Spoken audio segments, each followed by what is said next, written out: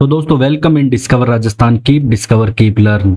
देखो अपने क्या है कि राजस्थान का इतिहास पढ़ रहे थे, दो आपके जूनियर अकाउंटेंट एंड टीआरए के लिए बहुत इंपॉर्टेंट है। और अन्य जो भी आपके एग्जाम यहाँ पे होने वाले हैं, भले वो संगणक का एग्जाम हो और भी राजस्थान के जैसे सीईटी हो नेक्स्ट आने वाला, और भी महिला एएसआई हो, सभी राजस्थान के एग्जाम में राजस्थान जीके आता है, जिसमें राजस्थान का इतिहास, ज्योग्राफी, अर्थव्यवस्था सारी चीजें हम यहाँ पे पढ़ेंगे। और बाकी क्लासें भी आपके साइंस की आज से स्टार्ट हो गई है, और अन्य जो कंप्यूटर की क्लास है वो भी एक दो दिन में स्टार्ट हो जाएगी, और हिंदी इंग्लिश की भी क्लासें आपके कंटिन्यू रहेगी डिस्कवर राजस्थान पे, और पूरा सिलेबस के अकॉर्डिंग आपको करवाया जाएगा। अभी हम जो भी पढ़ रहे हैं वो जूनियर अकाउंटेंट के सिलेबस के अकॉर्डिंग पढ़ रहे हैं। और अभी इसमें क्या है कि एक वो चल रहा है मैटर 40% वाला, तो वो अगर हो जाए तो ठीक है, ज्यादा से ज्यादा बच्चों को यहाँ पे मौका मिलेगा एग्जाम देने का, जो कि एक अच्छी बात है। तो 40% होना चाहिए, अच्छी बात है। अब सिरोही के चौहान दोस्तों आपने यहाँ पे पढ़ेंगे। हमने क्या किया था, लास्ट जो 3 लेक्चर है उसमें अजमेर के चौहान, रणथंभौर के चौहान और जालोर के चौहान को अच्छे से जाना था। आज हम पढ़ेंगे सिरोही के चौहान। जो इम्पोर्टेंट चीज होगी वो मैं आपको मोस्ट इम्पोर्टेंट वहां पे नोट लगा दूंगा, वो तो आपको याद रखनी है। बाकी चीजें अपने को बेसिक कहानी के रूप में जाननी है। देखो सिरोही के चौहान की जब भी हम बात करेंगे तो जब सबसे पहले अपने उसके संस्थापक की बात करते हैं कि सिरोही के चौहान वंश की स्थापना कौन करता है, लाता कौन है, तो राव लुम्बा या लुम्भा दोनों में से कुछ भी लिखा आ सकता है। तो ये इंपॉर्टेंट पॉइंट है कि राव लुम्बा द्वारा सिरोही के चौहान वंश की स्थापना की जाती है। तो ये क्वेश्चन आपके डायरेक्ट एग्जाम में आ चुका है।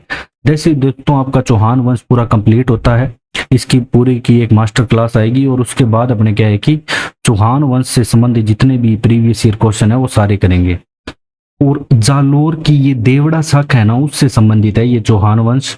और एक शिलालेख आता है दोस्तों जो कि सिरोही में ही है, अचलेश्वर मंदिर शिलालेख। अचलेश्वर मंदिर भी आपको सिरोही में मिलेगा, ये भी आपके एग्जाम में पूछा जाता है।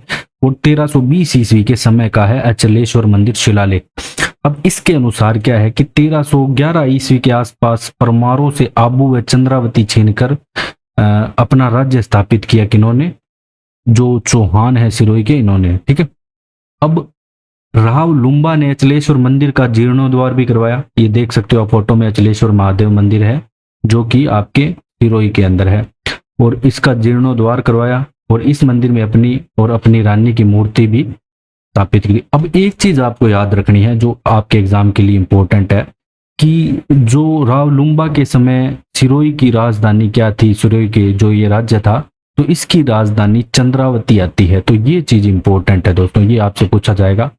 चंद्रावती के बाद में चेंज भी होगी, वो किस शासक के समय होगी वो अपने आगे जानेंगे। पहले तो आपको ये ध्यान रखना है कि जो राजधानी चंद्रावती है ये लुम्बा के समय थी, फिर आगे भी रहती है। फिर देखो जो इंपॉर्टेंट होता है ना शासक, उसी को अपने पढ़ते हैं। इसके जो उत्तराधिकारी आते हैं ऐसे तो तेज सिंह आता है, कानड़ देव आता है, जालोर का कानड़ देव अलग है, ये अलग है। सामंत सिंह आता है, सलखा आता है, रायमल आता है जिसे रणमल भी कहते थे।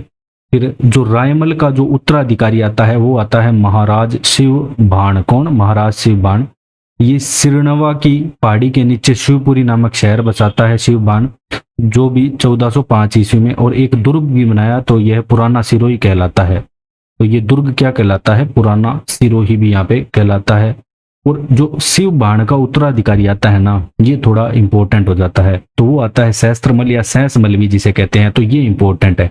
ये क्यों इंपॉर्टेंट है? क्योंकि दोस्तों ये 1425 ईस्वी में, याद रखना है अपने को डेट भी, ये पूछी जाती है जयपुर जोधपुर कब बसाया गया, तो सिरोही बसाया इसने 1425 ईस्वी में। वर्तमान जो सिरोही है वो बसाया नगर इसने, सहसमल ने। तो ये सारी बातें पता होना चाहिए आपको कि कौन बसाता है, किस ईस्वी में बसाता है। और राजधानी अब हो जाती है चेंज, तो सहसमल के समय राजधानी चंद्रावती के स्थान से क्या हो गई? सिरोही होगी। तो ये ध्यान रखना है। ठीक है। शिव बाण तक राजधानी चंद्रावती थी। ये दोनों बातें इंपॉर्टेंट है, दोनों आपको याद रखनी है। कि ये भी आपसे पूछा जा सकता है किस शासक के समय तक जो राजधानी थी वो चंद्रावती थी, अगर अपने और डीप में जाएं तो। ठीक है, उसके अकॉर्डिंग अपने चलेंगे। फिर बात आती है देखो सहसमल के समय की, ये भी एक प्रतापी शासक था। लेकिन मेवाड़ का आते हैं यहाँ पे, महाराणा कुंभा का नाम सभी ने सुना होगा। जब अपने मेवाड़ का इतिहास पढ़ेंगे तो इनको बहुत अच्छे से डिटेल से करेंगे। ठीक है। और ये क्या करते हैं, यहाँ पे होता है सिरोही का शासक सहसमल। अब आबू और बसंतगढ़ जगह आती है, यहाँ पे अधिकार कर लेते हैं मेवाड़ के महाराणा कुंभा। अब यहाँ दोस्तों अधिकार करने के बाद क्या है कि ये यहाँ पे अचलगढ़ का किला बनवाते हैं 1452 ईस्वी में, कौन, महाराणा कुंभा। और यहाँ पे कुंभ स्वामी के मंदिर का भी निर्माण किया जाता है और बसंतगढ़ के किले का भी निर्माण किया जाता है। तो ये अपने को याद रखना है, वहां भी अपने पढ़ेंगे। तो बसंतगढ़ का किला, आबू का अचलगढ़ का किला, ठीक है, आप अचलगढ़ बसंतगढ़ ये दोनों किलों का निर्माण कौन करवाते हैं, महाराणा कुंभा इसका निर्माण कराते हैं। ये आपके एग्जाम की दृष्टि से इंपॉर्टेंट है। अब अपने दोस्तों नेक्स्ट बात करेंगे किसकी, महाराणा लाखा की। ठीक है, महाराव लाखा की, सॉरी, महाराणा लाखा तो अपने वो मेवाड़ वाले आ जाएंगे। तो 1451 से 1483 ईस्वी तक इनका शासनकाल रहता है, ये इंपॉर्टेंट है। और सिरोही की जो ख्यात और तारीख फरिश्ता है, इसके अनुसार जब गुजरात की सेना है ना कुंभलगढ़ पर आक्रमण किया था, तो मेवाड़ की अधिकांश सेना कुंभलगढ़ के रक्षार चली गई थी। अब देखो लास्ट में हमने क्या पढ़ा कि उन पे अधिकार कर लिया था इस जगह पे, बसंतगढ़ और आबू पे। ठीक है, तो अब क्या होता है कि जब आक्रमण करता है गुजरात की सेना कुंभलगढ़ पे, तो मेवाड़ की सेना वहां चली जाती है। तो इसी का ही मौका पाकर लाखा आबू पर अपना वापस अधिकार जमा लेता है। तो ये हमें जानना है कि यहाँ पे बीच में छिन गया था अधिकार, तो आबू पे पुनः अधिकार यहाँ पे महाराव लाखा की बात कर रहा हूं, आगे महाराणा लाखा देगा, ध्यान रखना। अब देखो महाराव लाखा जो है ये सिरोही है, और पावागढ़ में है ना कलिका माता की मूर्ति लाते हैं पावागढ़ से। ये कहाँ से लाते हैं, तो ये पूछा जाता है कलिका माता मंदिर कहाँ पे है, ये भी इंपॉर्टेंट है आपका। और सिरोही में ही है कलिका माता मंदिर, पावागढ़ से मूर्ति लाते हैं, सिरोही में मंदिर बनवा देते हैं। और महाराव लाखा है वो लाखेलाव तालाब का भी यहाँ पे निर्माण करवाते हैं। तो ये दोनों बातें, इनके जो निर्माण कार्य हैं, ये आपके एग्जाम की दृष्टि से दोस्तों यहाँ पे इंपॉर्टेंट है। ठीक है, अब अपने चलते हैं नेक्स्ट महाराव जगमाल पे। अब जो जगमाल है दोस्तों, ये 1483 से 1523 ईस्वी तक इसका शासनकाल रहता है। और बहलोल लोधी के मेवाड़ पर आक्रमण के समय ये मेवाड़ का साथ देता है। किसका, मेवाड़ का साथ देता है जब बहलोल लोधी मेवाड़ पर आक्रमण करता है। फिर इसके बाद महाराणा अक्षयराज आते हैं, जो कि 1523 से 1533 तक शासनकाल करते हैं। अब ठीक है, और इससे क्या कहते हैं, उड़ना अक्खा भी कहते हैं। तो ये तो इजी सा नाम है कि अक्षयराज को उड़ना अक्खा भी कहते हैं। अब मेन यहाँ पे इंपॉर्टेंट महाराव अक्षयराज इंपॉर्टेंट क्यों होते हैं, इसलिए होते हैं क्योंकि ये खानवा के युद्ध में महाराणा सांगा का साथ देते हैं। तो जो खानवा का युद्ध है, ठीक है, 1527 ईस्वी में हुआ, किसके मध्य, महाराणा सांगा और बाबर के मध्य होता है। ठीक है, ध्यान रखना है, ये खानवा का युद्ध 1527 ईस्वी में। और सिरोही के किस शासक ने खानवा के युद्ध में महाराणा सांगा का साथ दिया, ये ऐसे आपसे क्वेश्चन आएगा। तो महाराव अक्षयराज, अगर डीप में अगर क्वेश्चन पूछे तो अपने को देखो अच्छे से डिटेल से करना है जो भी करना है, फिर बाद में जो होगा इंपॉर्टेंट चीजें होगी वो देखेंगे। अभी तो अपने को डिटेल से जो चीजें हैं जाननी है, तो जो इंपॉर्टेंट होगा वो मैं बताता चलूंगा आप। इसके बाद जो शासक आते हैं दोस्तों, महाराव राय सिंह आते हैं, महाराव दूधा आते हैं। ठीक है, 1543 से 53, ये राय सिंह के भाई होते हैं महाराव दूधा। फिर महाराव उदय सिंह आते हैं, जो कि 1553 से 62 तक शासन करते हैं। इसके बाद आते हैं दोस्तों महाराव सुल्तान। तो सुल्तान यहाँ पे इंपॉर्टेंट है आपके। ठीक है, 1571 से 1610 ईस्वी तक इनका शासनकाल रहता है। ये महाराव जगमाल का भाई उद्दा का पड़पोता था। ठीक है, और इसके शासनकाल में जो बीजा देवड़ा शक्तिशाली हो गया। अब देखो ये जो बीजा देवड़ा है ना, ये यहाँ पे दिक्कत करेगा इसको, सुल्तान को, लेकिन ये भी हैंडल कर लेगा, ये भी प्रतापी शासक था। अब इसके काल में जो बीजा देवड़ा प्रतापी हो जाता है, तो यहाँ पे सुल्तान को एक बार सिरोही छोड़ना पड़ता है। ठीक है, सिरोही छोड़ के चला जाता है। अब देवड़ा बीजा क्या है कि 4 महीने शासन कर पाया था यहाँ पे। ठीक है, क्योंकि मेवाड़ महाराणा प्रताप सिंह ने देवड़ा कल्ला को यहाँ पे सिरोही की गद्दी दे दी। अब देखो देवड़ा बीजा है ना, अब इनमें कंफ्यूज नहीं होना। देवड़ा बीजा देखो पहले उसको भगा देता है सिरोही के शासक को, सुल्तान को। ठीक है, छोड़ने पे मजबूर कर देता है, ऐसा कह सकते हो। फिर उसके बाद महाराणा प्रताप सिंह की मदद से देवड़ा कल्ला यहाँ पे सिरोही पे अधिकार कर लेता है। किस पे, सिरोही पे। पहले बीजा था, अब कल्ला आ गया। अब देखो, अब ये क्या है कि देवड़ा बीजा वापस किसके साथ मिल जाता है, सुल्तान के साथ। ये कहता है अपने तीसरे बंदे को अपनी सीट क्यों दे, तो देवड़ा और राव सुल्तान हाथ मिला लेते हैं। ठीक है, देख सकते हो आप। तो ये दोनों हाथ मिला लेते हैं, तो देवड़ा कल्ला को सिरोही से भगा देते हैं वापस यहाँ से, ये दोनों। अब देखो इनकी अनबन फिर वापस चालू हो जाती है कुछ समय के बाद, इनका तालमेल नहीं बैठ पाता है, सीधी सी बात है। सुल्तान पुनः सिरोही का शासक बन गया और बीजा व सुल्तान के मध्य पुनः तनावपूर्ण स्थिति आ गई कुल मिला के। अब क्या आता है कि बीकानेर का राय सिंह आता है यहाँ पे। तो ये राय सिंह क्या कहता है कि सिरोही के जो राजा है सुल्तान, सिरोही का कौन है यहाँ पे अभी वर्तमान में, सुल्तान, इसको एक आइडिया देता है या स्कीम देता है, ऐसे कह सकते हैं। क्या स्कीम देता है कि देखो जो बीकानेर के शासक है ये अकबर की अधीनता इन्होंने स्वीकार कर ली थी उस टाइम, तो आधा राज्य के अकबर को देने की शर्त पर बीजा को सिरोही से निकलवा दिया। अब आधा राज्य इसने अकबर को देने की शर्त पर बीजा को यहाँ पे सिरोही से निकलवा दिया।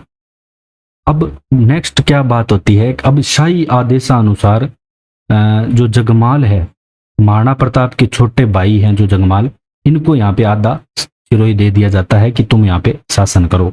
अब आधे पे करता है सुल्तान। अब ठीक है, ये तो संधि हो गई थी।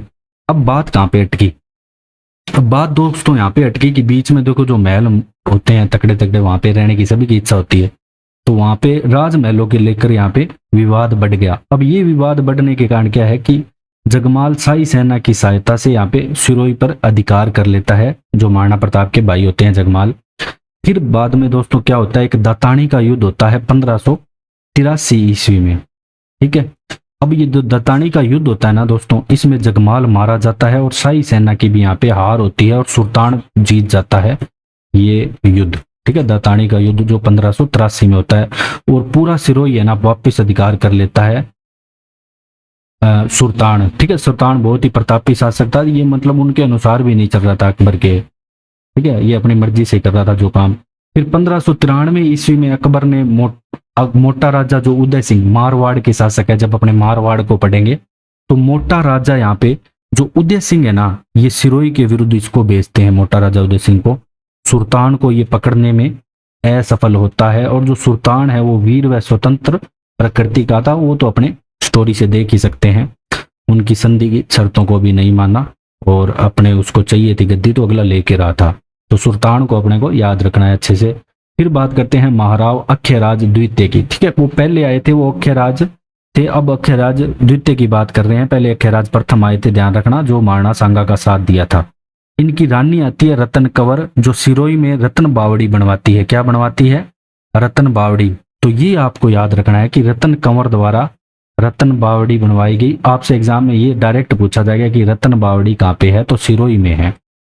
फिर आते हैं वैरी साल। वैरी साल का दोस्तों शासनकाल 76 से 1697 तक रहता है। अब जो वैरी साल जो इंपॉर्टेंट काम क्या करते हैं, जो जसवंत सिंह होते हैं महाराजा, ठीक है, इसके शिशु पुत्र अजीत सिंह को औरंगजेब से छिपाकर सिरोही में रखते हैं, ठीक है। सिरोही में कहाँ पे रखते हैं? कालिंदी गांव में, ठीक है। मेवाड़ के जो शासक जसवंत सिंह उनकी बात कर रहे हैं। फिर जो मान सिंह द्वितीय आता है, अब ये मान सिंह दोस्तों वो वाला नहीं है, ना मेर वाला है ना मारवाड़ वाला है, ये मान सिंह द्वितीय सिरोही वाला है, जो शासनकाल 1705 से 1749 ईस्वी तक रहता है। और इसके शासनकाल में सिरोही की तलवारें प्रसिद्ध हुई, तो ये इंपॉर्टेंट हो जाता है मोस्ट, ठीक है। ये आपका मोस्ट इंपॉर्टेंट है, ये आपसे पूछा, सभी को पता है ये तो कि सिरोही की तलवारें, ये आपको सभी को पता है कि सिरोही की तलवारें प्रसिद्ध है, ठीक है। लेकिन ये पता किसको है कि सिरोही की तलवारें मान सिंह द्वितीय या उमेद सिंह जिसे कहते थे, इनके समय फेमस हुई, जिन्हें मानसाई नाम से तलवारों को जाना जाता था। तो ये चीज आपके एग्जाम के लिए मोस्ट इंपोर्टेंट हो जाती है, ये आपको याद रखनी है। फिर अपने बात करते हैं उत्तराधिकारी की। अगले पृथ्वीराज आता है 49 से 72, फिर तख्त सिंह आता है 72 से 1782 ईस्वी तक शासन करता है। फिर जगत सिंह आता है जो थोड़ा बहुत ही कुछ महीने शासनकाल रहता है जिसका।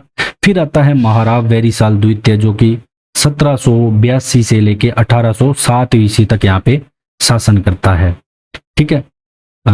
तो जगत सिंह, फिर महाराव वैरी साल द्वितीय आ गया। अब इसके बाद आता है दोस्तों जो इम्पोर्टेंट है महाराव उदयबान, जो है 1807 से 1817 ईस्वी तक की बात करेंगे हम।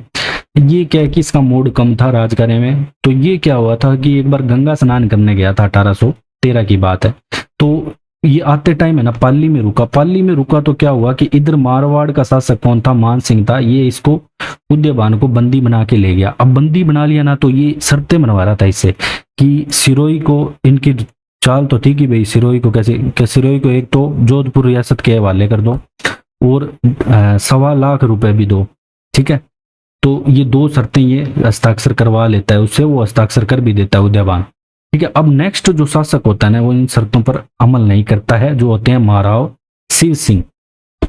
अब जो शिव सिंह है ना ये मोस्ट इंपोर्टेंट है दोस्तों, आपके एग्जाम में पूछे जाते हैं बार बार।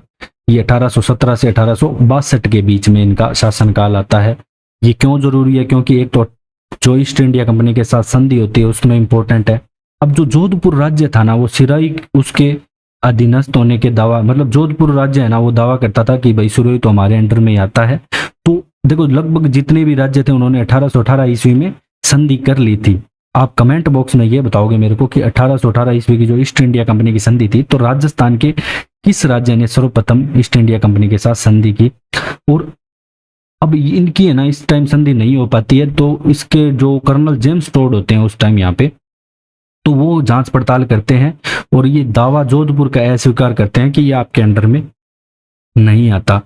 अब ये होने के बाद क्या है कि जो संधि होती है ना सिरोही राज्य की ईस्ट इंडिया कंपनी के साथ, तो वो हो जाती है आपकी 11 सितंबर 1823 को। तो ये डेट आपको याद रखनी है, आपके एग्जाम में पूछी जाती है दोस्तों कि सिरोही राज्य द्वारा ईस्ट इंडिया कंपनी के साथ संधि कब की जाती है, तो 11 सितंबर 1823 ईस्वी को की जाती है, ठीक है।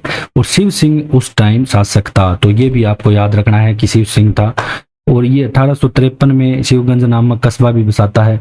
और एक और इम्पोर्टेंट यहाँ पे पॉइंट आ जाता है, क्या आता है कि 1857 की क्रांति के समय सिरोही का शासक यहाँ पे कौन था जो अंग्रेजों का साथ दे रहा था, तो शिव सिंह। तो 1818 की संधि में भी शिव सिंह आता है, 1857 की क्रांति में भी शिव सिंह आता है। तो शिव सिंह का नाम आपको अच्छे से याद रखना है। अब बात करेंगे दोस्तों अपने महाराव केसरी सिंह की, जिनका शासनकाल 75 से 1925 ईस्वी तक आता है। अब लॉर्ड लिटन है ना ये दिल्ली दरबार आयोजित करता है 1877 ईस्वी में, ठीक है, लिटन। अब इस टाइम ये सम्मिलित नहीं हो पाए, तो ये स्पेशल यहाँ पे क्यों हो जाता है केसरी सिंह दोस्तों, क्योंकि फिर क्या किया कि यहाँ जो केसरी सिंह ने है ना सिरोही में ही पूरा सेलिब्रेट कर लिया। देखो उस टाइम क्या है कि जो दिल्ली दरबार लगा था ना, इसमें जो क्वीन थी विक्टोरिया इंग्लैंड की, इसमें केसरे हिंद की उपाधि यहाँ पे धारण करने का उत्सव बनाया था। तो इसका उत्सव है ना सिरोही में स्पेशल तरीके से बनाया गया। और सिरोही में केसर विलास बाग की भी यहाँ पे नींव डाली गई। तो केसर विलास की नींव भी किसने डाली? केसरी सिंह ने। और उत्सव जो विक्टोरिया का केसरी हिंद उपाधि का किस राज्य ने बनाया ये पूछा जाए तो सिरोही ने बनाया था। फिर इसके बाद क्या होता है कि ये अंग्रेजों के साथ नमक का समझौता भी करता है केसरी सिंह, और सिरोही राज्य में जीवित समाधि लेने पे भी ये रोक लगाता है। और 1889 ईस्वी में सिरोही के शासकों को महाराव का खिताब भी अंग्रेजों के द्वारा यहाँ पे दिया गया। अब बात करते हैं 1903 के दिल्ली दरबार की। तो ये मोस्ट इंपोर्टेंट आपके हो जाता है कि 1903 के किस सिरोही के शासक ने दिल्ली दरबार में भाग लिया 1903 ईस्वी के, तो केसरी सिंह ने। अब आपको एक बात और याद होगी, मेवाड़ के फतेह सिंह को जाने से रोका किसने?